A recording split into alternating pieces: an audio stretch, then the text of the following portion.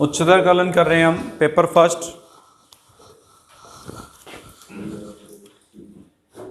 BSc second year. Unit कुछ इस प्रकार से, इसमें यूनिट फर्स्ट जो है उसमें चैप्टर नंबर 1 लिमिट, सीमा। Chapter number 2 continuity,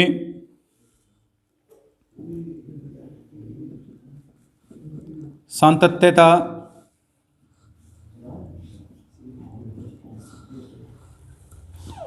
unit number 2 chapter number 3 अवकलनीयता, डिफरेंशिएबिलिटी।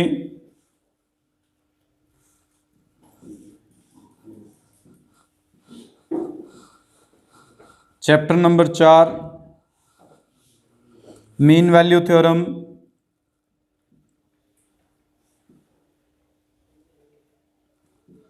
मध्यमान प्रमेय।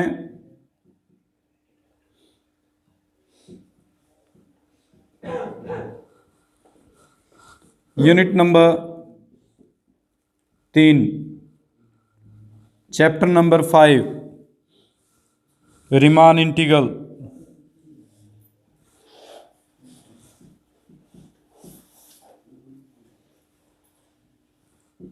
रीमान समाकल।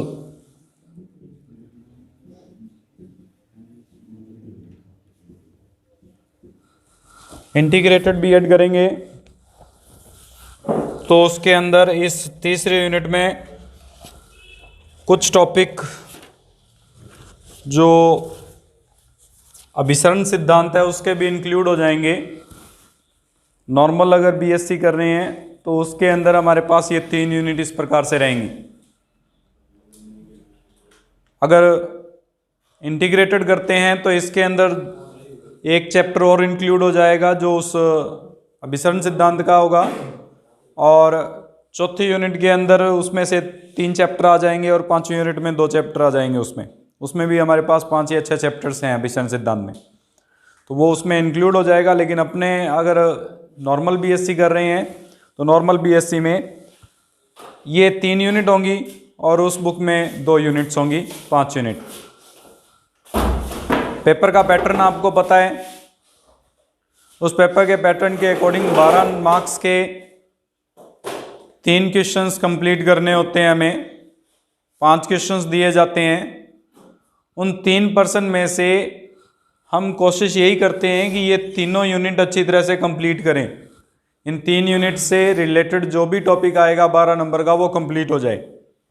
3 क्वेश्चंस इसमें से कंप्लीट हो जाएंगे। 2 क्वेश्चंस और हैं ऑप्शनल के लिए, हम उसमें भी करेंगे।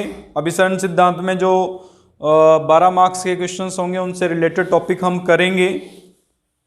उसमें अगर इनमें से कोई नहीं आता तो एक आधा ऑप्शन उसमें से मिल सकता है अपने को, लेकिन इन 3 यूनिट को पूरी करेंगे। एक आधा कोई टॉपिक अगर ड्रॉप करते हैं वो अलग केस है, अन्यथा पूरा टॉपिक करना है, हमें सारी बुक करनी है। जैसे मध्यमान प्रमेय में हो सकता है कि लास्ट के 1-2 थ्योरम्स हैं, टेलर थ्योरम है और कॉशी थ्योरम है, उस तरह की उनका प्रूफ आता है 12 नंबर में, वो प्रूफ करवा के और उसके क्वेश्चंस ना करवाए जाएं। जो 12 नंबर का टॉपिक आया हुआ है उसके अकॉर्डिंग हम करवाएंगे। रीमान इंटीग्रल में 20 एक थ्योरम्स हैं, वो 20 थ्योरम करवाने के बाद में हमारे पास क्वेश्चंस या 2-4 थ्योरम्स और बचती हैं, उस टॉपिक को छोड़ा जा सकता है। ये मोस्टली जो पूरी बुक है या पूरा पेपर है वो थ्योरम्स पर बेस्ड है, और ज़्यादातर इसमें से थ्योरम्स ही आती हैं इस पेपर में से, इस बुक में से। सेकंड बुक जो है इसके साथ में, उसमें थ्योरम्स नहीं है, उसमें कैलकुलेशन है। थ्योरम्स तो हैं उसमें लेकिन इतनी नहीं है, उसमें कैलकुलेशन ज़्यादा है।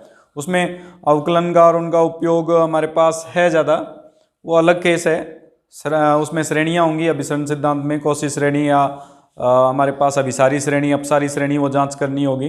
लेकिन इसमें मोस्टली हमारे पास थ्योरम्स रहेंगी जिन्हें हमें अच्छी तरह से करनी पड़ेंगी। कुछ एक थ्योरम्स बाय नेम आएंगे इसमें, बर्टन्स थ्योरम आएगी या बिटवीननेस थ्योरम आएगी, तो वो जब नाम आ जाए उसको स्पेसिफिकली करना है, क्योंकि जब भी क्वेश्चन बनता है तो मोस्टली ये लिख दिया जाता है कि जैसे बिटवीननेस थ्योरम को लिखते हुए उसको सत्यापित कीजिए, एक अकेला क्वेश्चन 12 नंबर का सीधा बन जाता है। हमें थ्योरम को उसके नाम से याद करते हुए फिर लिखना पड़ेगा। आसान है, कोई ज़्यादा मुश्किल नहीं कहेंगे। मुश्किल इसलिए नहीं कहेंगे क्योंकि इसमें हम जब या तो टॉपिक पूरा का पूरा सही होगा, इसमें अगर आता है तो, नहीं आता तो वो पूरा का पूरा गलत जाएगा। वहाँ पे बीच में कोई चांस नहीं है इन क्वेश्चंस में, और मोस्टली हो जाते हैं सवाल। इंटर रिलेटेड से थ्योरम्स हैं तो हो जाती हैं, ऐसी बात नहीं है कि नहीं हो, अगर थोड़ा बहुत स्टडी अच्छी तरह से कर लेते हैं तो। हाँ, अगर यही सोच लेते हैं कि हो जाएगा तो फिर पढ़ना क्यों है, तो फिर नहीं होने वाला भी ये टॉपिक।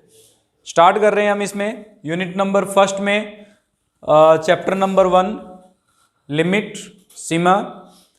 मोस्टली आपने टॉपिक 11th में और 12th में किया हुआ है, और 11th और 12th तो लिमिट्स के अंदर हमने जो टॉपिक किया हुआ है उसमें सबसे पहले हम फंक्शन के बारे में बात कर लेते हैं। फंक्शन किसे कहते हैं?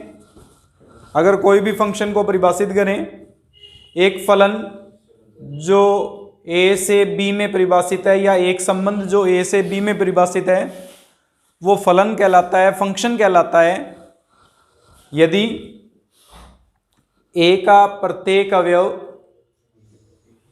बी के अद्वितीय अवयव से संबंधित हो, अर्थात every element of A is uniquely related with B, तो उसे हम फंक्शन कहते हैं। इसके अंदर ए के जो एलिमेंट्स होते हैं उसे डोमेन कहा जाता है या प्रांत कह सकते हैं, जबकि बी के एलिमेंट्स को कोडोमेन या सह प्रांत कहते हैं। और इसमें बी के वो अवयव जो ए से संबंध रखते हैं परिसर कहलाते हैं, रेंज कहलाती है। अगर ये जो परिभाषित किए गए मान हैं उन्हें वास्तविक संख्या से वास्तविक संख्या में परिभाषित कर दिया जाए तो उसे रियल फंक्शन कहते हैं। रियल फंक्शन यानी अगर कोई भी फंक्शन R2 R में डिफाइंड हो, real number two real number में डिफाइंड हो, तो उसे हम रियल फंक्शन कहेंगे। इसके अंदर जो वैल्यू पुट करेंगे वो भी एक रियल नंबर होगा और जो रिजल्ट आएगा वो भी एक रियल नंबर प्राप्त होगा, इसीलिए इसको हम रियल फंक्शन कहते हैं। इसके अंदर जो वैल्यू पुट करते हैं इस वैल्यू को ऑलवेज हम इमेज कहते हैं, बिंब कहते हैं, और ये जो रिजल्ट आता है इसे हम इमेज कहते हैं और इसे प्री इमेज कहते हैं। यानी ये हमारे पास जो है वो प्रतिबिंब कहलाता है और ये जो है वो हमारे पास पूर्व प्रतिबिंब कहलाता है। ये दो हमारे पास टॉपिक हैं, नाम लेते हैं। इस प्रतिबिंब के जो भी मान आ रहे हैं उनके समुच्चय को हम परास कहते हैं, और जो परास होती है वो हमेशा सबसेट होती है बी की। बी कह दो चाहे आर कह दो, रियल नंबर्स, या सह प्रांत कह दो, सह प्रांत का हमेशा सबसेट बनता है। इसमें इन फलनों की बाउंडेडनेस है, बाउंडेडनेस ऑफ फंक्शंस है। सो बाउंडेडनेस ऑफ फंक्शंस का मतलब है कि वो बंधा हुआ फलन है या नहीं है।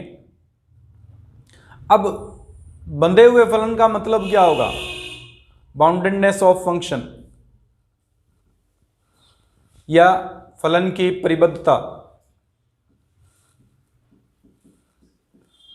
मोस्ट इंपॉर्टेंट टॉपिक है फलन की परिबद्धता। इसको दोबारा फिर करेंगे हम अभिसरण सिद्धांत के पहले चैप्टर में, फिर से रिपीटिशन होगा ये। बाउंडेडनेस या परिबद्धता का मतलब क्या है कि कोई भी फलन है, जैसे हमें पता है कि एक फलन ले लें साइन एक्स। अब साइन एक्स का मान, एक्स का मान कुछ भी मर्जी रखिए, साइन एक्स का मान निश्चित है, -1 से +1 के बीच में रहेगा। इसका मतलब ये दिया गया फलन परिबद्ध है, हमेशा इसका जो मान आएगा वो -1 और +1 के बीच में ही आएगा, उससे एक्स्ट्रा मान प्राप्त नहीं होगा। तो अगर कोई भी फलन जिसका प्रारंभिक मान और अंतिम मान निश्चित हो, या ये कह सकते हैं कि किसी भी फलन के मान जो है वो किन्हीं दो बिंदुओं के मध्य ही प्राप्त होते हैं, तो उसे परिबद्ध फलन कहते हैं। और ये जो हमारे पास नियम है उसे फलन की परिबद्धता या बाउंडेडनेस ऑफ फंक्शन कहेंगे। जैसे इसके अंदर fx जो है वो ऑलवेज इन बिटवीन है -1 और +1 के, इसे बाउंडेड फंक्शन कहेंगे। ये एक बाउंडेड फंक्शन को रिप्रेजेंट करता है, परिबद्ध फलन है ये। यानी अगर कोई भी फलन किन्हीं दो निश्चित मानों के मध्य प्राप्त होता है तो उसे बाउंडेड फलन कहते हैं, अन्यथा वो बाउंडेड नहीं है, परिबद्ध नहीं कहलाएगा। इस बाउंडेडनेस में भी हमारे पास दो पार्ट्स आ जाएंगे। एक तो होगा उच्चक निम्न परिबद्धता और एक आएगा ऊपरी परिबद्धता, लोअर बाउंडेडनेस और अपर बाउंडेडनेस, और उसके बाद में हम उसके अंदर उच्चक और निम्नक को परिभाषित करेंगे।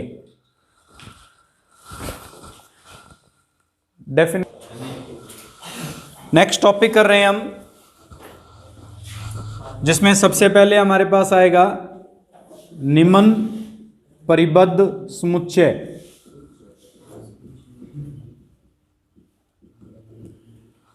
इस निम्न परिबद्धता से नीचे के जितने भी मान होंगे, लोअर बाउंडेड सेट,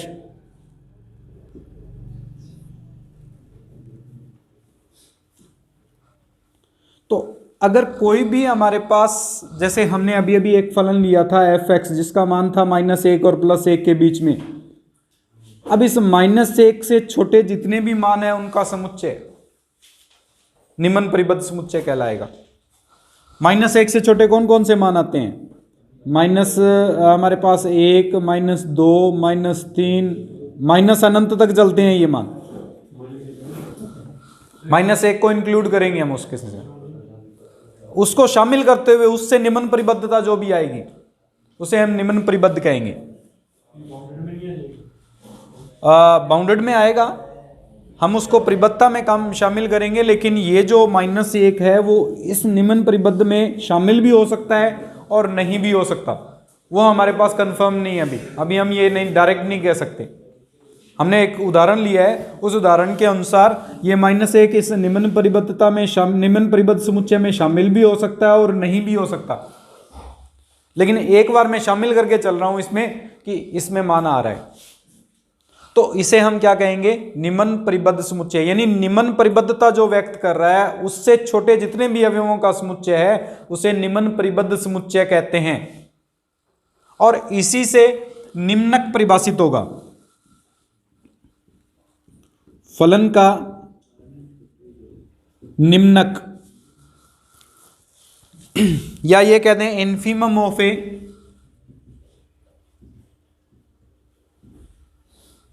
फंक्शन। इसको GLB भी लिखेंगे हम, ग्रेटेस्ट लोअर बाउंड।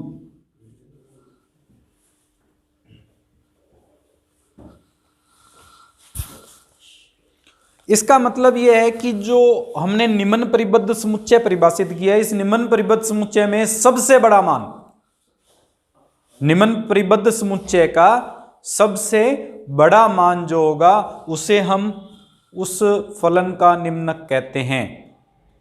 जैसे यहां पे इस निम्न परिबद्ध समुच्चय का सबसे बड़ा मान -1 है, तो इस फलन का जो निम्नक होगा वो -1 होगा। अब ये -1 इस फलन का मान भी हो सकता है और नहीं भी हो सकता, वो निर्भर करेगा। यहाँ इक्वल टू साइन आता है तो -1 निम्नक जो है वो इस फलन में विद्यमान होगा, और अगर बराबर नहीं आता, ये केवल स्मॉलर देन का साइन रहता, तो फलन में विद्यमान नहीं होता। निम्नक फलन में विद्यमान हो भी सकता है, फलन का एक मान प्राप्त भी हो सकता है और नहीं भी प्राप्त हो सकता है, कोई जरूरी नहीं है। लेकिन निम्न परिबद्धों में या निम्न परिबद्ध समुच्चय जो है उसमें सबसे बड़ा जो मान होगा उसे हम निम्नक कहेंगे। इसी प्रकार हम एक परिभाषित करेंगे इसमें ऊपरी परिबद्ध समुच्चय।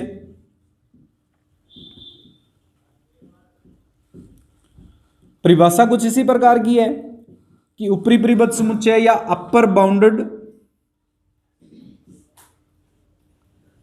सेट की बात करेंगे तो जो फलन है उसमें अधिकतम जो मान प्राप्त हो रहा है उससे ऊपर के जितने भी मान है उनका समुच्चय। जैसे इसमें 1 आ रहा था तो 1 के बाद में जो भी मान प्राप्त हो रहे हैं, वास्तविक संख्याएं जो भी प्राप्त हो रही हैं उसे हम ऊपरी परिबद्ध समुच्चय कहेंगे। और इस ऊपरी परिबद्ध समुच्चय में उच्चक को परिभाषित करेंगे, यानी सुप्रीमम।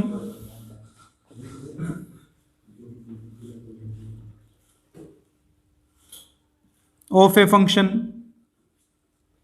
तो सुप्रीमम का मतलब होगा जो ऊपरी परिबद्ध हमारे पास समुच्चय परिभाषित किया उसमें सबसे छोटा मान, ऊपरी परिबद्ध समुच्चय में सबसे छोटा मान।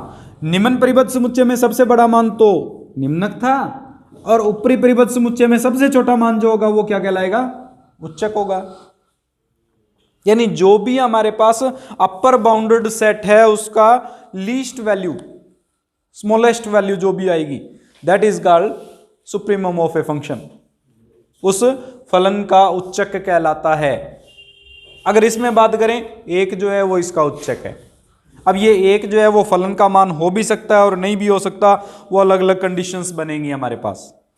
इसको नॉर्मली हम रिप्रेजेंट करेंगे S U P of F से या एल यू बी से,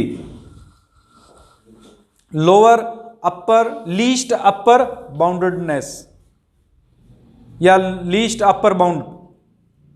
और यहां पे इसको जीएलबी से या आईएनएफ ऑफ एफ से रिप्रेजेंट करेंगे, इन्फीमम ऑफ एफ, निम्नक।